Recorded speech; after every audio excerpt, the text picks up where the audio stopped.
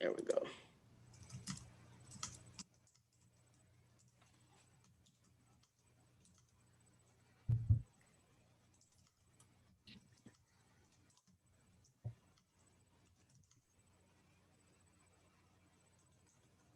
Good morning, Glenn. Okay, somebody already started recording.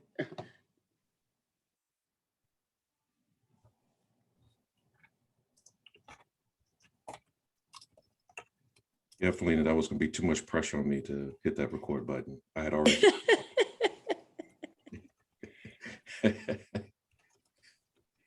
Perfect.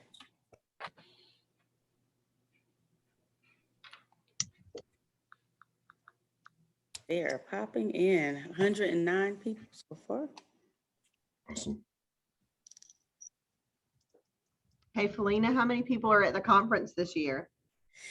Well, we had 358 people sign up. Wow.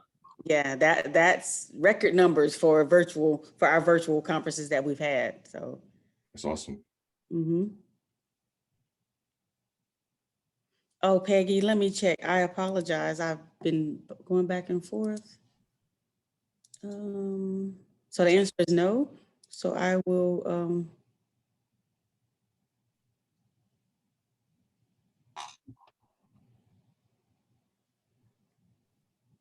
Okay, Peggy, I'll email you in a second.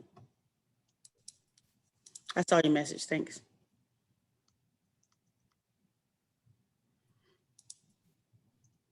All right, it is 9:16. And if you guys are ready, we'll go ahead and get started. Maurice, you ready? Ready as I'm gonna get, Felina. Let's do it. Okay, so good morning, everybody. This is our last general session for this conference. We do actually have a closing keynote special session, but we have Dr. Maurice Farrell, who is the CIO from the UNC School of Government, and several other members who we will introduce, they will introduce themselves shortly throughout this presentation. But this session is called implementing new, I don't have it up in front of me. Maurice will tell you what the title is, but I wanted to give you a description of what this session is. What did we learn from the pandemic? What new tools and processes can we leverage going forward? Come hear what others are doing to shape their new normals. At this time, I will turn the session over to Dr. Maurice Farrell. Good morning, everyone. It is so good to see you all. Even if it's a picture of you, it's still good to see you all, and excited to be here today to talk about implementing and managing new normal processes and procedures. Obviously, we've all had a challenging past 15 months trying to figure out how work is going to be restored, how we're going to continue to do the things that we have done for years. How do we do that in a new way, or do we modify the ways that we've been doing it? And so today we have a collection of amazing speakers that I'm going to allow them to introduce themselves, but we are excited to be here and excited to have this conversation, because I do believe that we should not waste a good crisis, that we went through some really trying times, and what do we learn from those things, and how can we leverage those opportunities to make a better IT team. So with that, I'm going to ask Matthew if he would introduce himself, followed by Rebecca, Stephanie, and then Michael. Thanks, Maurice. Good morning, everybody. My name is Matt Hege. I'm with the city of Greenville. Been there a little over a year, so my entire tenure at Greenville has been dealing with the pandemic. Like, welcome to North Carolina with that, Matt. Right, exactly. Good morning, everyone. My name is Rebecca Beck. I'm the Vice President of IT at the Partnership for Children of Cumberland County here in Fayetteville, North Carolina. And I've been with the organization in NIT for a little over 20 years. And this has been, what's the coin phrase, unprecedented. And yes, I'm excited to share what we've learned with you all today. Good morning. My name is Stephanie Smith, and I'm the CISO at Mecklenburg County. I've been with the county now for 5 years. Unfortunately, this is not my first crisis with the county, but we have seemed to weather both of them very well. I'm glad to be on the panel today. Hi, I'm Michael Barker. I am the ERP Systems Administrator at Mitchell Community College. I've been there about 4 years now, and prior to that, I have a history in consulting and other IT endeavors. I look forward to having this conversation. So you can see we have a dynamic panel today from all across the state and from all different sectors of public sector. And so it's going to be an amazing conversation. Of course, you know me, I've been with the School of Government and with NCLGISA for some time now. Thanks to Shannon for inviting me to be a part of the School of Government. And so we're now doing the CIO role. I'm hoping to come back to Shannon at some point in time and teach, because I think I really enjoy that. But let's really get into this session today. Let's get into this session. I'm going to ask our panelists all this same question. We're going to start with you, Matthew. What does a new normal look like for you and your organization? We hear this term all the time. What does it look like? The new normal. I don't know that there'll ever be a normal. But I think what we've learned and fortunately our city leadership has embraced is telework works. And we'll probably be putting in, even after the pandemic, some ways to continue that effort. That's going to involve new ways of looking at how we do security, new tools, such as Teams and Office 365, multi-factor authentication. So I think for us, telework's in our future. Awesome. How about you, Rebecca? Much like Matthew, we are looking at technology that we've adopted during the pandemic and how that's going to change the way we do business in the future. Looking at new tools like voice over IP, the cloud telephony to be able to make calls no matter where you are. Having the ability to communicate with one another via chat or via video is important to us. And then looking at our routine processes and finding ways to adopt technology into those, such as DocuSign. That's one thing that we've adopted most recently, and it's enabled us to get those physical signatures when needed in a different way. Revisiting our policies about the way remote work is done, not only during pandemics, but we're in North Carolina. We have ice storms and hurricanes and everything in between. And some of our staff are able and willing to work even when they're at home during those situations. And how do we capitalize on that? So that's one thing that we're going to be looking forward to exploring in the future. And finally, looking at how remote work has benefited our organization, the cost savings, as well as the employee well-being. And how do we adopt good telework policies in the future that enable our staff to have a work-life balance, but continue to meet our mission? Good. What about you, Stephanie? Good morning. So Mecklenburg is kind of a hybrid in there. We've always had a telework policy for staff across the agency, and we've had pockets that have taken advantage of working remotely for a good long time. I think when the pandemic hit, we really saw the shift for more people to come on to the network. We were typically averaging a few hundred people a day on VPN services pre-pandemic. Post-pandemic, we had to ramp up very quickly, and we saw on average 3,500 to 4,000 people hitting our VPN services and really taxing our network. I think one of the big things for us is our network wasn't designed for all telework remote access. It was designed to be sitting on network.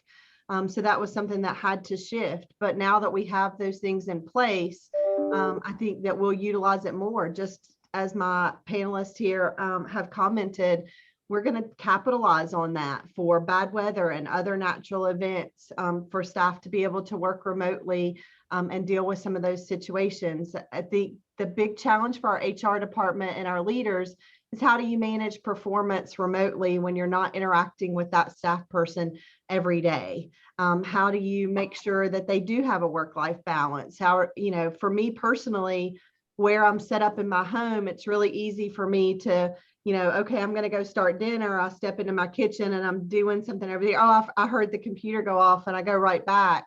there really isn't that clear boundary like there was when I was in the office. I could kind of leave that there and I wouldn't pick up my phone quite as much.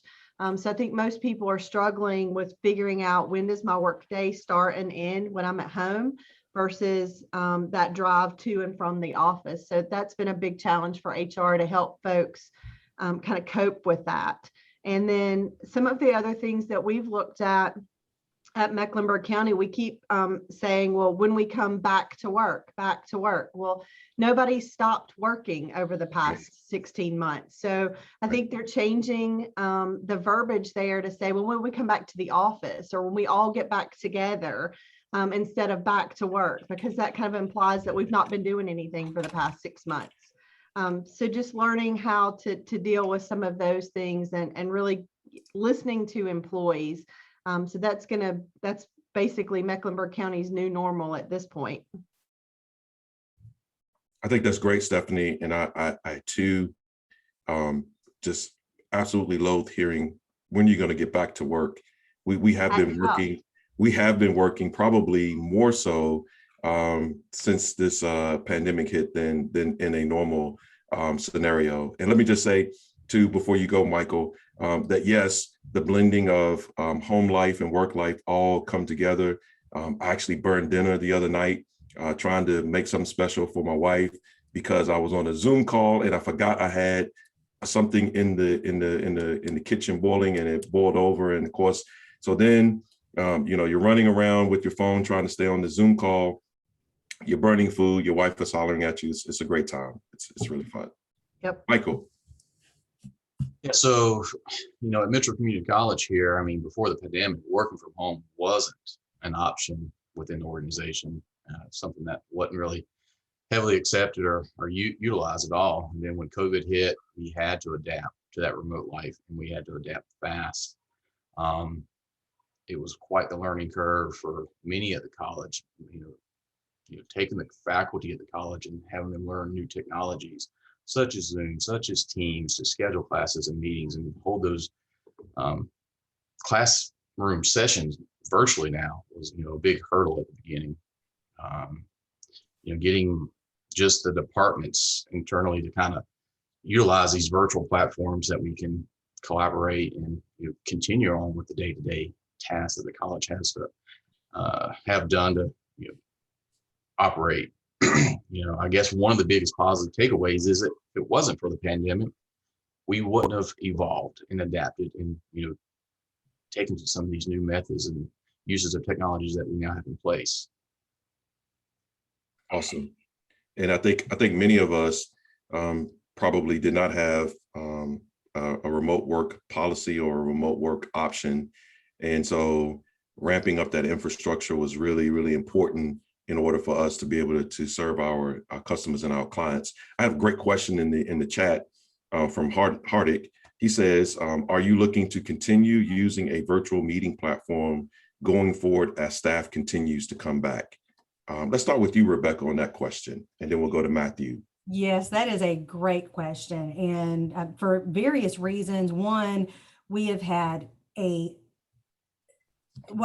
astounding figure, 100% of quorum met at every board and committee meeting since the pandemic began. Wow. Because of video conferencing.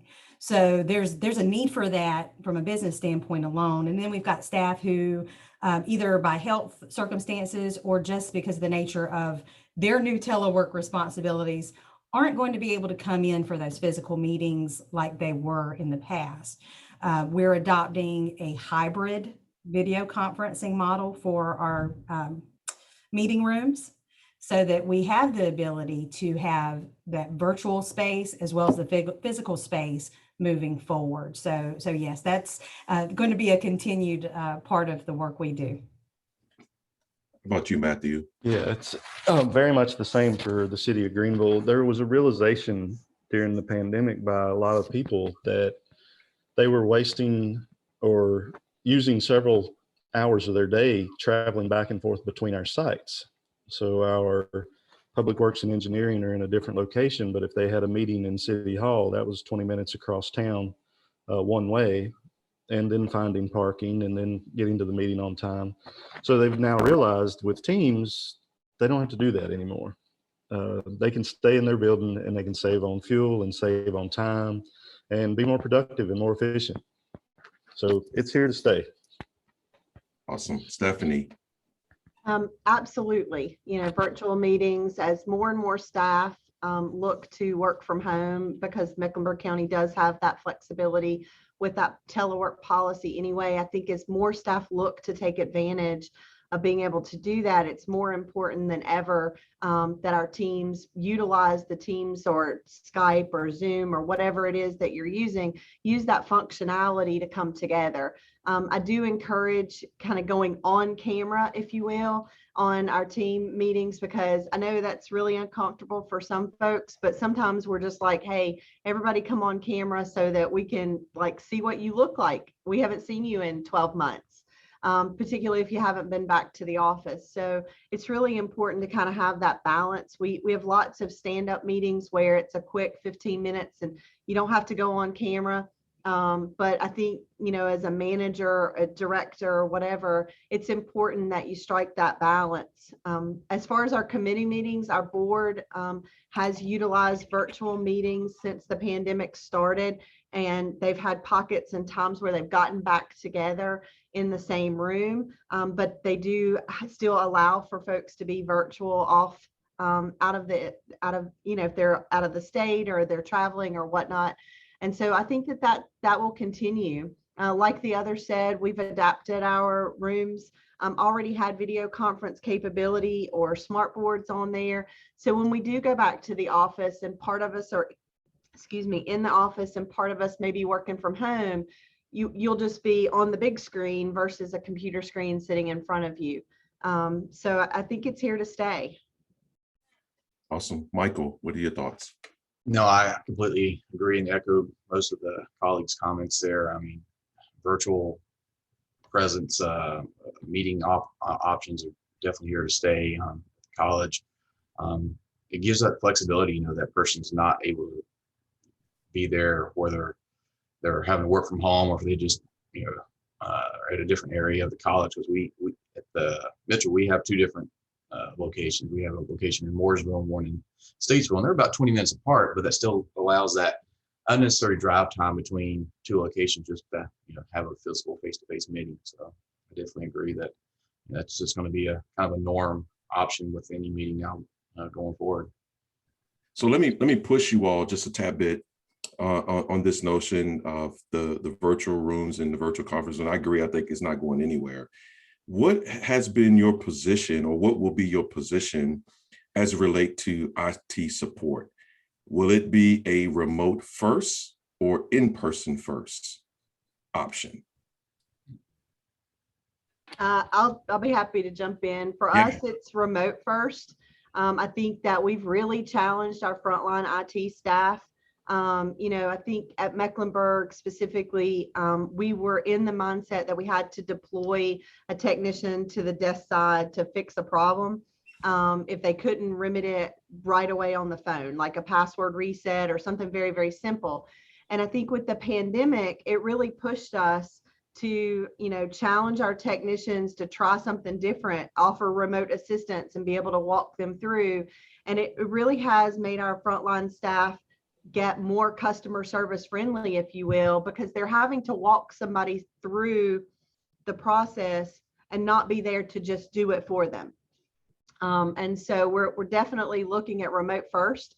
If we utilize our tiered system where the first call, couldn't resolve you on the first call, I've escalated you to the next level of support, they can't resolve that, then we're scheduling an on-site appointment where the worker actually brings it to a central location. We have technicians on site there in a very spaced out room, and we've got social distancing and mask and all that good stuff. They're able to then diagnose what's going on with the PC, fix it on site, and then the employee takes it back with them. That model has seemed to work really well over the past year and a half that we're at home. And I frankly don't see that changing. I don't know. We may still have some desk side support if we have a technician that's designated for a specific area. But for the most part, I do see that continuing where we offer remote first and then transition, if we just can't solve the problem, to the worker coming on site to wherever we're located, fixing it, and then sending it out. It really saves a lot of time for the technician traveling between buildings.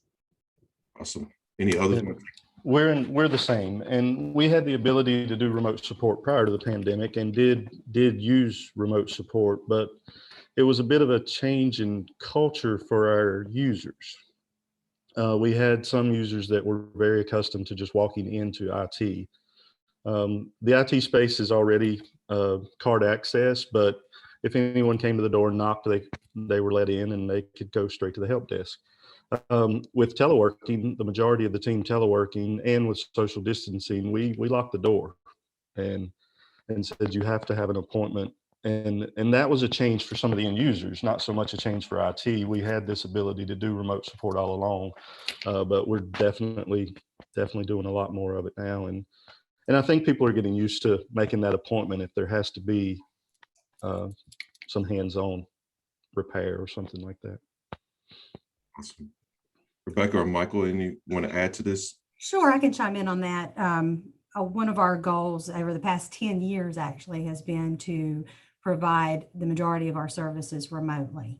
And even before the pandemic, our metric was, can we provide at least 90% of our services remotely? And that's a continued goal for us. Remote helps with efficiencies in your IT department. It prevents all of that slowdown with having to physically go to the office unless it's necessary, and the chatter that happens in the hallways and that type of thing. So again, keeping customer service first, but doing it in a way that's remote and supportive. It's efficiently served in our customers. They're able to do their work and get back to work more quickly.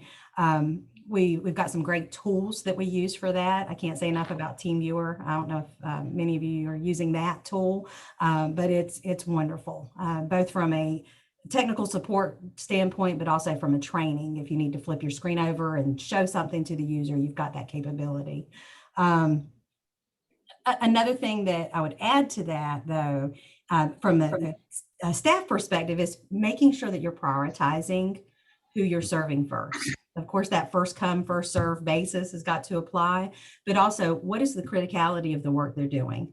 Are they completely down, or can they continue to function at least at partial capacity until your team can respond? And that's one of the things that we have to have established first before we determine whether it's a remote support scenario or something we have to do physically in the office, is really identify and define those priorities. Yep. Awesome. Mike, I'm gonna switch. I'm sorry. This is Sherelle. If I could chime in, or Hey, Sherelle, chime right on. Sherelle. how are you?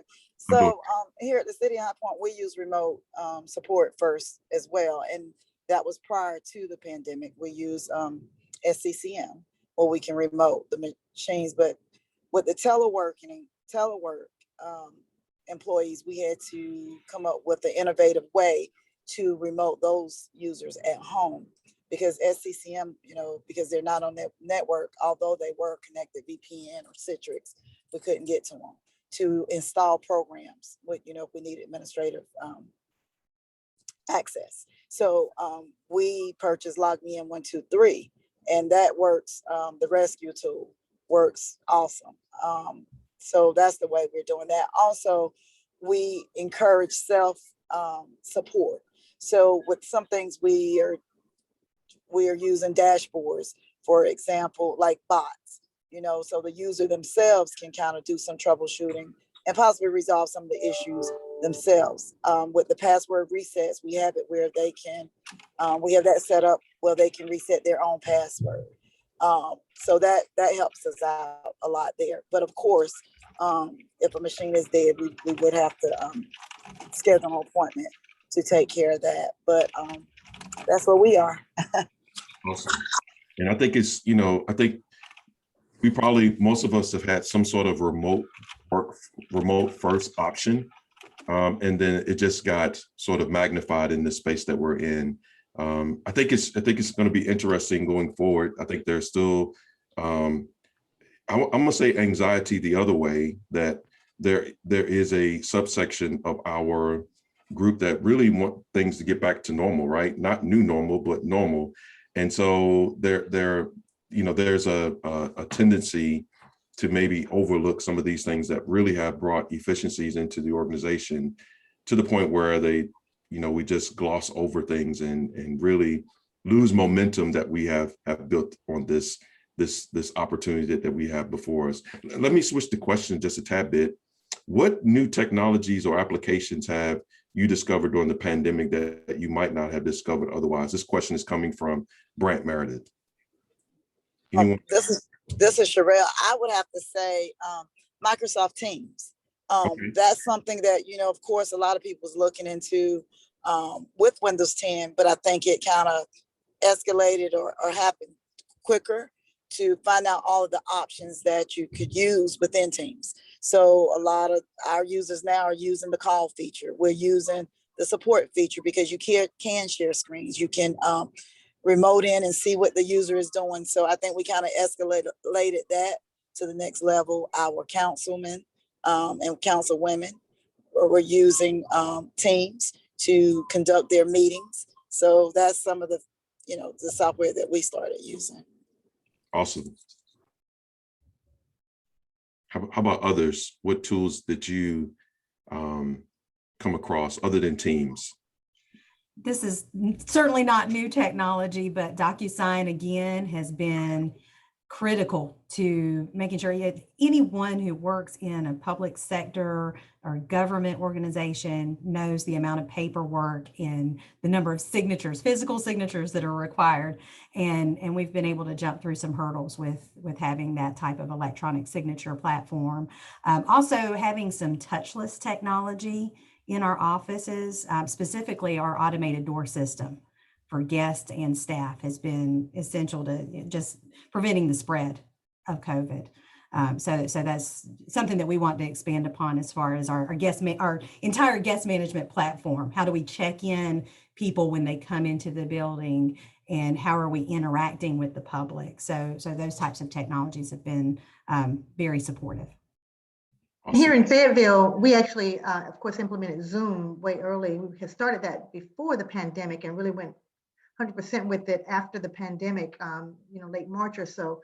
But we actually have also used this virtual assistant, as Rebecca kind of just mentioned too, with Zoom, where we can actually, it's in pilot kind of right now. We haven't rolled it out completely, where we'll have stations in the different areas of the building for our citizens to access when they come in to, get in contact with someone if they need some assistance. So we're looking forward to fully implementing that soon.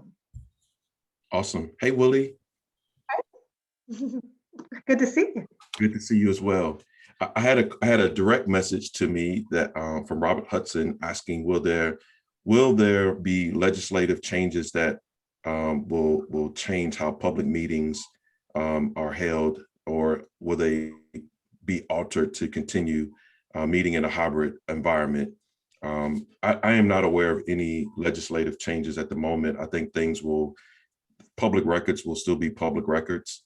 And I think, those things will still continue to kind of guide our ability to handle certain meetings. So, once you have, all of your elected officials in a meeting and they start to vote, it is considered a public meeting at that point. Thomas Sider asked the question, anyone working towards a remote worker classification, and what might that look like? Are any of our panelists or anyone, is anyone working on a remote worker classification? We are. We've adopted a telework classification, which identifies field staff primarily as field staff workers, that the majority, at least 75% of their work is conducted in the field and not within the walls of our building, and identifying those as potential long-term teleworkers. We've already piloted a few positions with those policies in mind.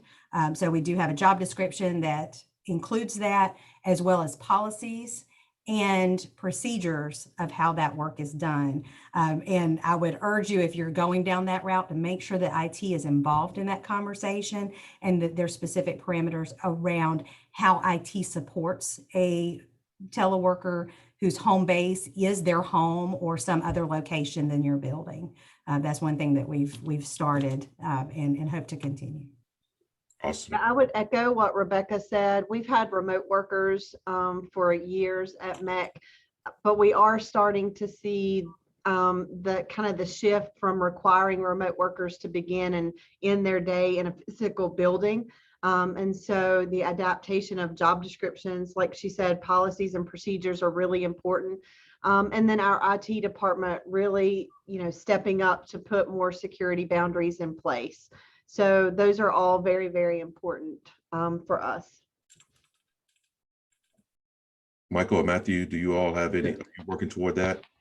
It's definitely something we're going to be working towards. We've had the concept of mobile workers already. Our police, our inspectors, they've had the ability to work remotely, but they were never really considered teleworkers. So as I think Rebecca was saying, this notion of coming to the office for 20 or 30 minutes just to be seen before an inspector goes out on the job, I think that'll change. Why not just go straight to the job? So yeah, it's definitely something that we'll be working towards. Prior to the pandemic, telework was not really a concept, or it wasn't built into the culture, but we did have teleworkers. It just wasn't viewed that way. Yeah. Anything? Yeah, Mitchell, that whole concept's it's a lot fast forward to the norm by all means. It's still being accepted in the administration to it becoming the norm. It is definitely something that's caused some change of mind, ways of thinking there. As it was effective, it was efficient. We were productive. Things still got done, even though being physical at the college wasn't happening. As we move forward, each department's kind of got their own policies in place right now. In the IT department, we're kind of segmented into different teams, and essentially as long as one of the team members within a particular team can be on site, we're being allowed to work remotely, given that option. Awesome.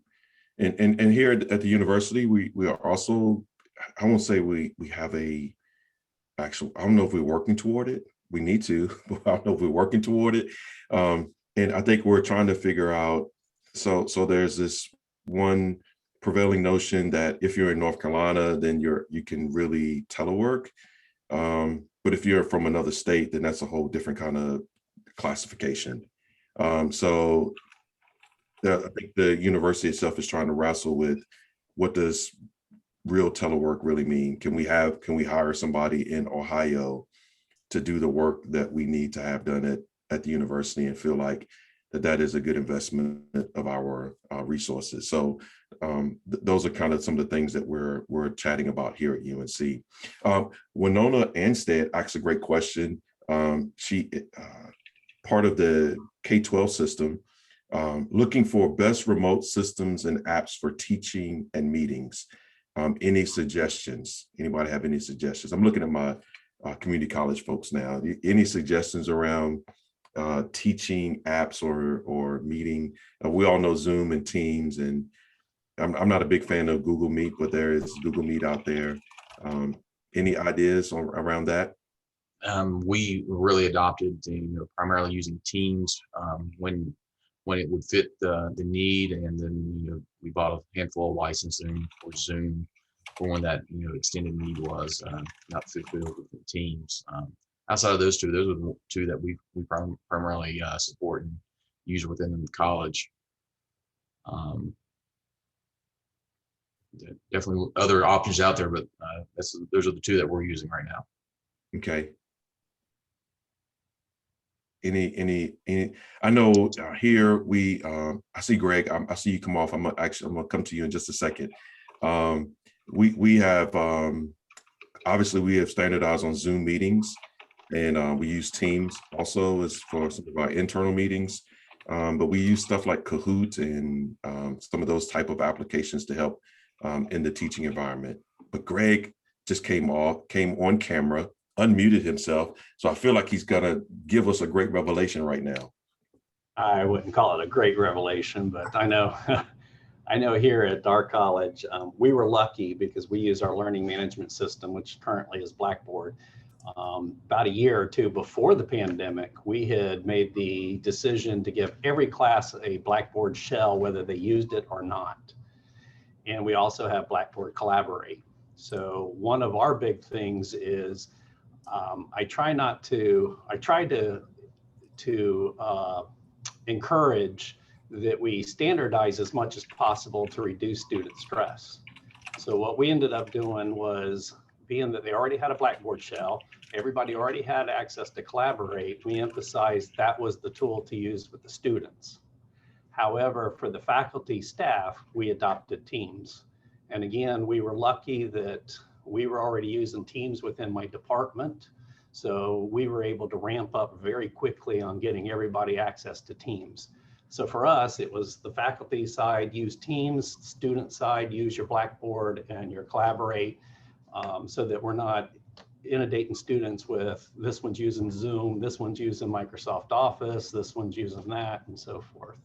And I think that was very important because students were already stressed enough to have to stress learning new tools. Absolutely. I'd like to add a little bit to that. Even though I'm with the city now, my past life was with universities, and we used Canvas for our learning management system.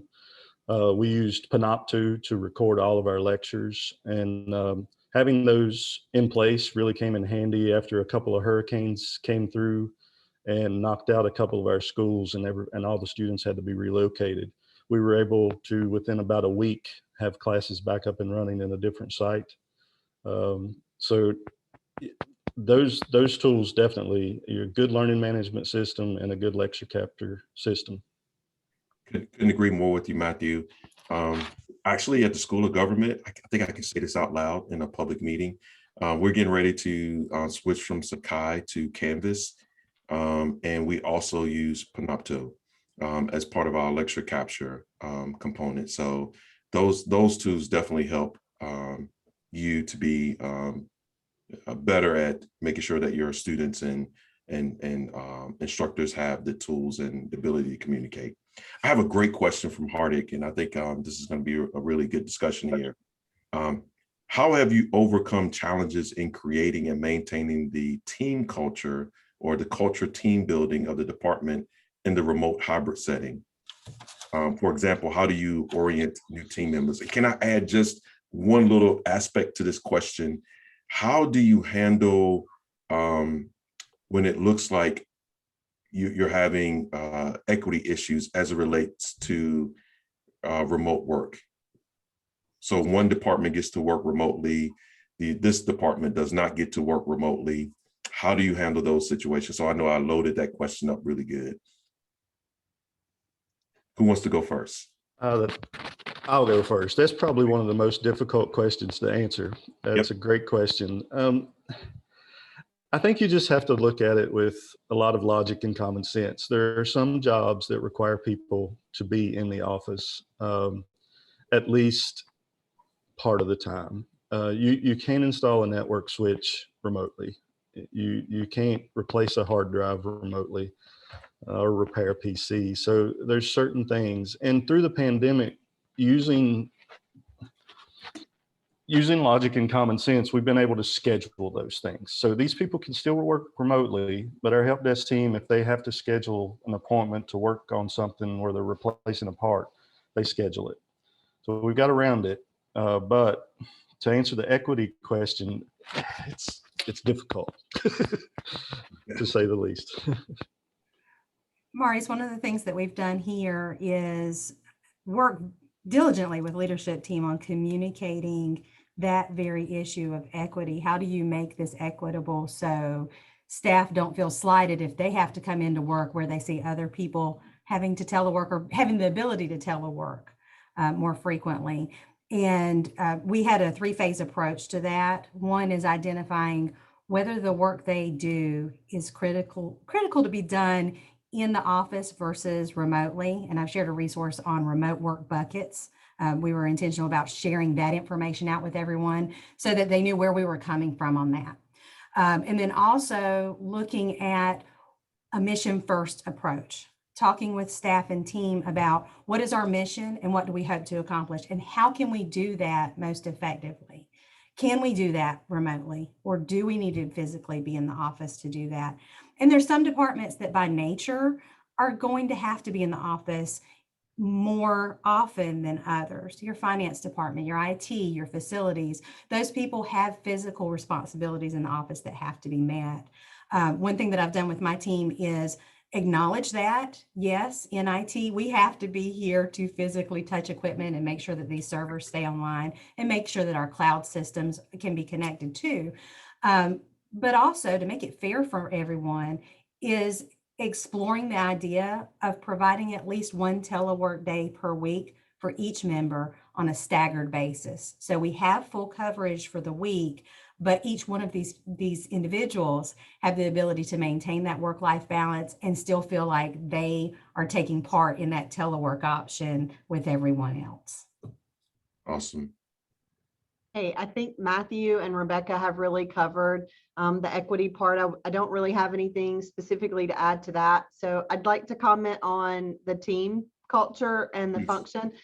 We've onboarded 2 new staff people over the past year, and I have to say that I've never physically met them. I've virtually chatted with them. I've talked to them a lot, but I've never physically met them in person. And that has been truly a pretty big challenge. One thing that we did before everybody got gone, if you will, and went home is we established some stand-up meetings. My security team was used to coming into the SOC and everybody kind of getting around the whiteboard or sitting around having dialogue and conversation. We were a very interactive group because that's how we did best problem solving. And so everybody going home to different parts of North Carolina, Charlotte, MEC, and some of us live a little further out. We established daily stand-ups, or not daily. So we start the work week with an all-team meeting. It's very quick. The point of the stand-up is let's just check in, see what's on the schedule for the week. And we talk about kind of burning issues either for the organization or for our department. And then right after that, we have a team meeting per unit. So not everybody on our identity and access management wants to hear everything that's going on in the SOC and vice versa. So we have some of those. And then periodically we have touch points through the week with the individual teams where they can go on a Zoom meeting or Teams chat or whatever and really have some interactive discussions. We didn't just say, go forth and if you need something, reach out. We wanted to make sure that that communication channel was left open. And I think that it's the supervisor's responsibility to facilitate that. It absolutely needs to be something that is very specific and you need to be dedicated to doing it. So we have reoccurring appointments on our calendar. So it's a standing thing that we make time to do. Otherwise, I think people just go to their corners and they lose that interconnectivity. For our 2 new staff people that came on, we did do some orientation with the direct manager, met them, gave them their equipment, talked to them about HR things, etc., sent them home. But then we've had opportunities once or twice to come back to the office that we needed to get together. Of course, we had to play by the rules with social distancing, limit the number of people, etc., etc. But we've had very few opportunities to do that. But having that mandate, and I know that's a strong word, but my team is on Teams from these general hours, right? So you're available. I see you online. You're not on camera, but your presence is there so that I can reach over and say, hey, Russ, what do you got going on with XYZ? I have to say that we probably have one of the most active team sites ever. People have really gotten into posting pictures and they use GIFs and they use animations and all this kind of stuff. It doesn't take the place of being in the office, but it does still give you a little bit of that team culture. And I have to say that we've been as productive working at home in that manner as we would have been sitting in the office, kind of everybody gathering in that one room and doing that whiteboard session. So we've adapted, but I truly feel like it has to be the manager's responsibility to make sure that that communication happens, because in those departments, people are not going to take that initiative unless they're really pushed. Yeah. Maurice, I'd like to add one more thing to that. And because I didn't talk about the culture, and Stephanie did such a great job talking about some of the things that they've implemented. One of the things that I would add to that is remember, depending on the size of your team, you know what the culture of your individual teams are. And think about the water cooler conversations that you had before the pandemic and make sure that those are incorporated into your team meetings. The first 15 minutes of every meeting that we have and have had recently have been about, how are you doing? Let's geek out on what we geeked out before at the water cooler on. Previously we've talked about watching The Mandalorian, because we all love that, or watching Falcon and Winter Soldier and recapping what happened in the last episode. Those little things matter and keep your team cohesive when you're not able to be together physically. Awesome. So Michael, I think this is really, I really would like to hear what you have to say around this, because I think you mentioned earlier that your team didn't have a remote work option. And so now that you're in this remote work option, how are you able to keep your team together? Well, much like the colleagues have mentioned, staying active in teams, being able to ping one another, presence is kind of always there even throughout the day. Technology helps us keep us connected. There's times, I may step away from my physical computer just to run an errand, but if someone needs to hit me in Teams, I've got it on my phone. I get that message. I'm able to reply, or if it's something I need to be at the computer, we'll just say, hey, I'll be back where I can get to you in about 5 minutes. So I'm always connected. It's never like I'm, we're disconnected, or if you step away for just a little bit there. We have our team, individual team meetings weekly, and then we have our manager meetings at the high level, what's going on in each respective team area, so we kind of know overall as a department heads up of projects they're working on that may need our assistance, and or may actually interfere with something we're doing, so we don't collide somewhere without that communication that normally would have been taking place physically at the office. I was reading through the chat here, and I got to say, Rebecca, I really appreciate you sharing that discussion types with buckets. That's really good information there. So I've kind of pulled that out to take back for later for usage. Thanks for sharing. Absolutely. Rebecca is putting a lot of information in the chat, links to valuable resources, and we do encourage you all to take advantage of that. There's a question from Jessica. Oh, I'm sorry. Dwayne. How you doing, sir? What's going on, sir? I'm doing well. Quick question. I just put it in the chat and I popped on late, so I apologize if this has already been discussed. But have we talked about remote working as a means to remain competitive in the marketplace, as well as attract new talent? I know at our leadership, we were always talking about now being able to reach across other municipalities, and people may want to work remotely, but I mentioned to them, we may be losing talent because now what some of the risk with moving is, finding, a place to live, new doctors and things of that nature. Well, in a remote posture, you kind of limit that, if you will. So there may be some municipalities now, as we come back, that may be losing talent to other municipalities that are more ahead of the game as it relates to being open to positions being in a remote posture, or even the private sector. So now you limit that risk. Have we talked about that at all? So let me say, I don't think we hit around it, but we didn't really talk about that specifically. And I could tell you that the university has lost people recently because we would not offer a complete remote option. I'm talking about really high-end programmers have left us to go work for a company that allowed them to work remotely completely. So I think we're trying to address our policy in that space to make sure that we're competitive in not only recruitment but retainment of our current employees. It's a different market now. It's a different market, right?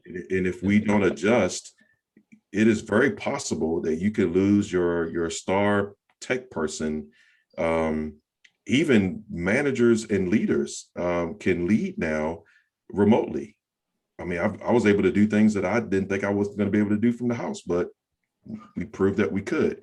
Absolutely. So there is an opportunity for us to bring in great people, but it's also, if we don't have the right infrastructure in place, the right HR policies, that we could lose valuable employees, and they don't have to, they could still be your neighbor. They can still be your neighbor, exactly. They can still be your neighbor, smile at you, and they could be making $20,000 more. Any other comments around that? I just think it's go ahead, Rebecca. Oh, well, I was just going to give one example that might be helpful as well, not only for recruiting new talent, but for the continuation of work, where you have a critical employee that may know a specific system or have some requirements within that job position that have made it hard to fill. We're near Fort Bragg, we have a lot of military spouses that work for us, and when their husbands PCS out to another state, they have to go.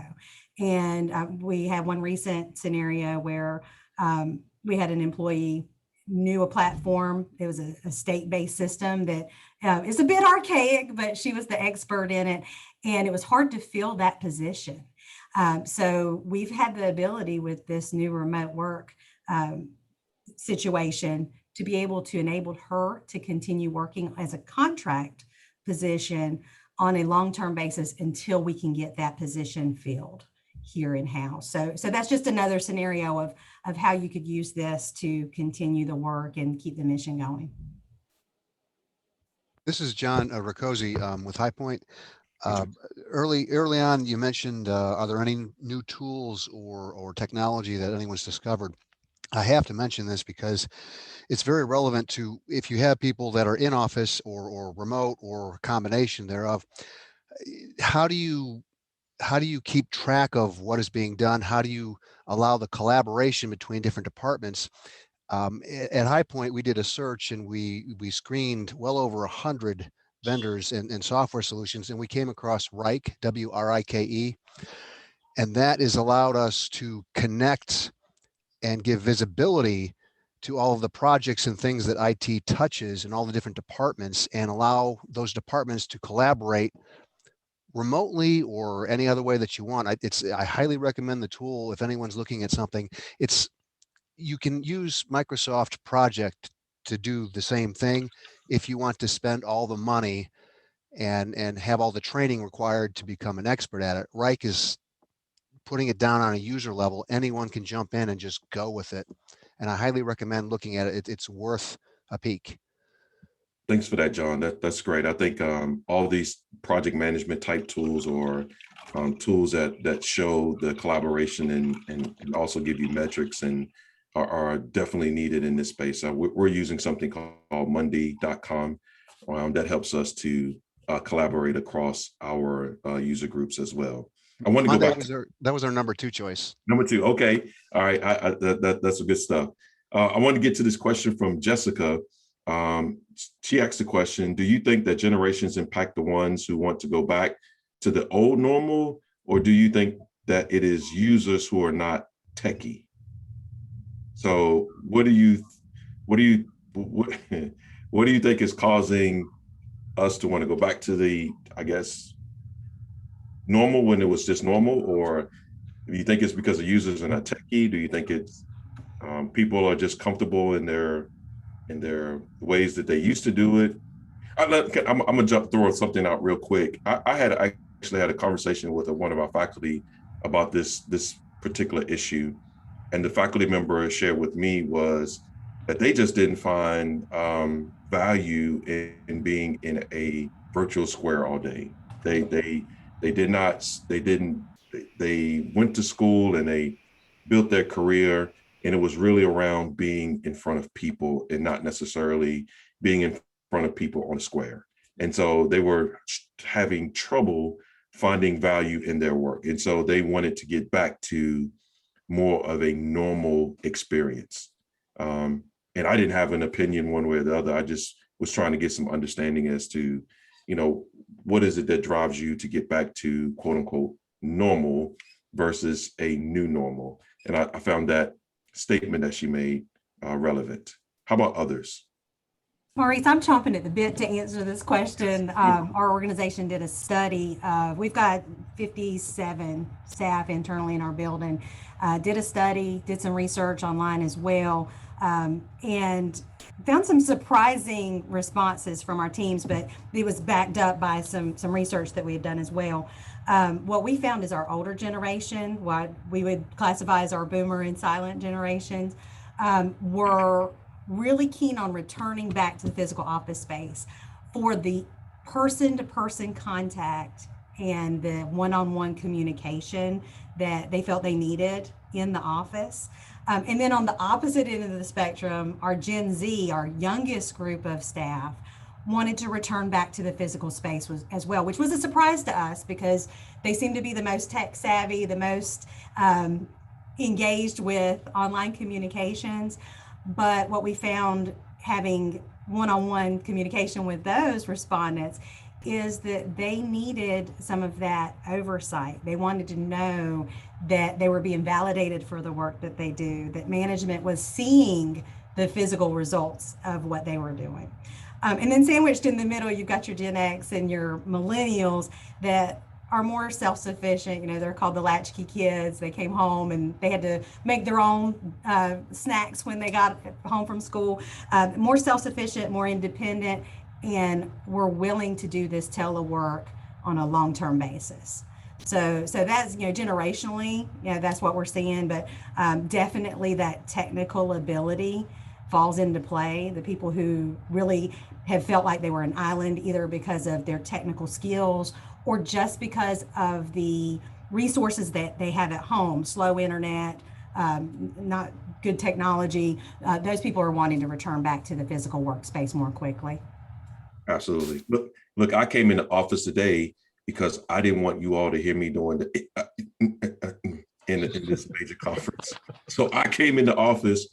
Felina, I'm blaming you for this. I'm in the office today because I didn't want to have that scenario in this meeting and you all to laugh at my internet speed in Caswell County. I didn't want to have that. Look, we have 3 minutes. I see Felina's come on the screen. We have 3 minutes. Let me see if we have another question in the chat here. Well, let me do it this way. Rapid fire here. Our panelists, what bit of advice could you leave our group here, this amazing NCLGISA group? How should they negotiate these next few months? What things should they have on their minds as we start to think about coming back into the building? Who should come back into the building first? What kinds of things should we prepare for? What are the gotchas that we need to mitigate against? What bit of advice could you impress upon our group today? You have 30 seconds each. I think that as people come back to the office, that they've been working remotely, and depending on what kind of security you've had on those remote computers, you're really going to need to make sure you're monitoring those to make sure they're not bringing bad stuff back onto the network. If you've had security and they're on VPN or they're working securely, then that's maybe not such a big concern. But just having people back in the office, recognizing that you've not seen each other in 15 months, there might be a little bit more water cooler conversation, and giving a little bit of leeway from a supervisorial standpoint to recognize that these folks have a long time to catch up, especially if they've not been chatting for a while. Yep. Michael. As the college, we started coming back May 3rd. The doors are wide open, faculty, staff, students. And during this transition, back to college there, if you will, just be mindful. Everyone's been wearing masks and being social distance for the past 18 months. Some people will be more comfortable as they transition, removing that mask and being closer to others, and others may not. Just giving them space and be open-minded and, give them their space as they make this transition into the post-COVID, post-pandemic time. Thanks, Michael. Rebecca. I think that for IT, it's critical for us to identify what our barriers and our capabilities are moving forward. Be prepared for setting how your team's going to respond to having this hybrid work environment where you've got teleworkers you're supporting as well as in-house individuals. Make sure that you're at the table with leadership in developing what your future work, what your new normal looks like for each one of your organizations. And remember that the most important thing that you should focus on is your mission and ensuring that you're secure and that your staff have the resources that they need to get their work done. Thank you. Matthew. I think the other panelists hit the nail on the head. Be mindful of everyone's mental health. We've all been going through this together. And in talking to leadership, if you get the opportunity to be at that table, talk to them in a business manner about telework and the issues that you're facing. Don't approach it as a normal IT. Hey, telework's great and here's all the things we can do, but look at the business value it brings and the savings and the mental health and retaining employees and work-life balance. Talk about those things, not Teams is awesome. Well, again, let me just say thank you to our panelists. Can you all give them like virtual hand claps or hearts or reactions to just let them know that you appreciate? Thank you all for amazing, amazing discussion. And Felina, thank you for the opportunity to kind of host this. This has been amazing. Again, be nice to each other. We're all in this together. And I think at some point in time, we will get to a new normal that will be just amazing. And our IT departments will continue to rock and shine bright. So with that, thank you all. Back to you, Felina. Maurice, Stephanie, Matthew, Michael, and Rebecca, thank you all so much. This session went better than I even imagined. So we all appreciate you all for giving us your input. And it's so good to have all the different perspectives from different types of agencies. And I did notice that Jennifer Price posted in the chat, and a lot of people are agreeing with her. This is a great conversation. And the feedback that people are giving in the chat is amazing as well. So we're getting a lot of information, not only from you as panelists and the facilitator, but also in the chat. So thank you. Thank everybody for the participation in this session. So now I want to give away a few prizes. I have a few minutes. It looks like I'm going to be a one-woman show. There's Hardick. Yes, Hardick can jot down the names. I don't see Amy. So I'm going to give away some of the prizes that I have. How about that? So I'm going to share my screen so you all can see. We're going to give away 5 prizes. That good, Hardick? Okay, I'll give away 5 prizes. And let me pull up my screen here, and we'll try to do it fairly quickly, so hopefully no one left. So the first prize is going to be a $50 gift card. And we're going to do it fairly quickly, so you have to hurry up and tell us in the chat if you're here or not. Stephanie Gottlieb. I can't see the chat, so someone has to let me know. Is Stephanie Gottlieb? I don't see her name. Okay, all right, thank you. Go to the next person. Maybe some of our panelists will win. If you hear any name called, unmute and speak up. This is Stephen Brown. I don't see Stephen either. Okay. All right. People are missing out on these prizes.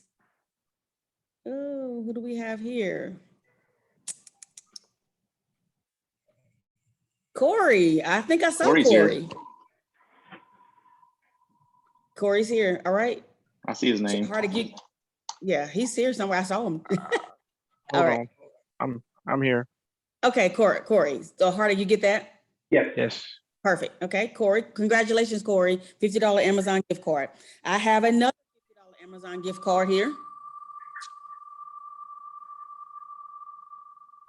This goes to. Nope. Glenn, you just won, didn't you? Yep. I'd be happy to win again, though. Not until the TV prize.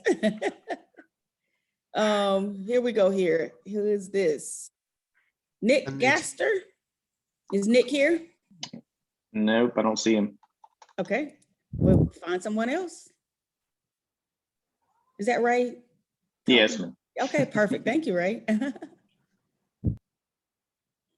Who we have here? Tammy Lewis. I see her. Go Tammy. Tammy's here. I see her name. Did she chat? Did she say anything in chat? Yeah, she says she's here. Okay, perfect. Congratulations, Tammy. So how many is that I've given away so far? 2? Now I'm gonna give away a $50 Starbucks gift card. All right, $50 Starbucks. It is Brandon Rollison. I don't see him. Okay, we'll go to someone else. This is Jeff Parker.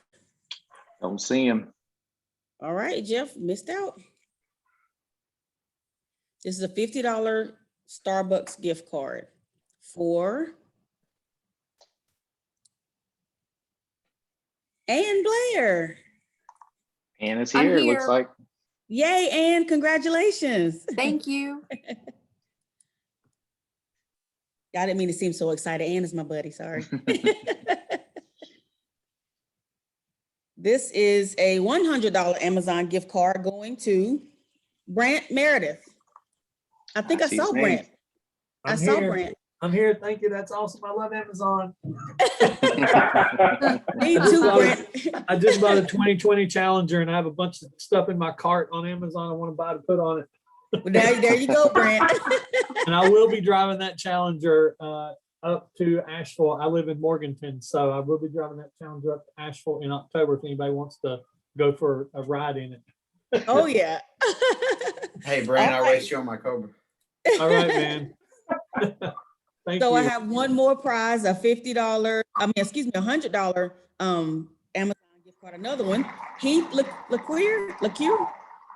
I don't see him. Oh, Heath. Okay, well, we'll give it to somebody else. It's another $100. This is the last prize. And it goes to Christy Woodruff. I see your name. Christy. Are you here? Maybe she's cooking breakfast or something. She should be here. Let me go see. Oh yeah, she said she's here. Awesome. I'm here. Hey, Christy, congratulations, Christy. You won a $100 Amazon gift card. Thank y'all so much. This was my first conference and it has been great. Awesome, welcome. Good to see you on the phone, Christy. All right, so that was all I wanted to give away for this time. So Amy will give away BP prizes in the next one. But thank you all so much for attending this conference, for attending this session, and we'll see you at the closing keynote special session at 10. I can't talk today. At 10:45. Thank you all so much. Have a great weekend, everyone. Thank you. The Wheel of Names was cool. Thanks, everybody. We've been using it since last spring, and it's been a hit. Other than tickets, have you ever been in person with the tickets? No, but that was very cool. Perfect. Maurice, you have been awesome. Stephanie, Rebecca, Matthew, I can't say it again. I can't say it enough. Y'all were great. Thank you, Felina. This was so much fun. Yeah, Same here. And Maurice, great job keeping us all on track. Yes, thank you. I think the chat gets saved too, gets recorded too. So let me stop it.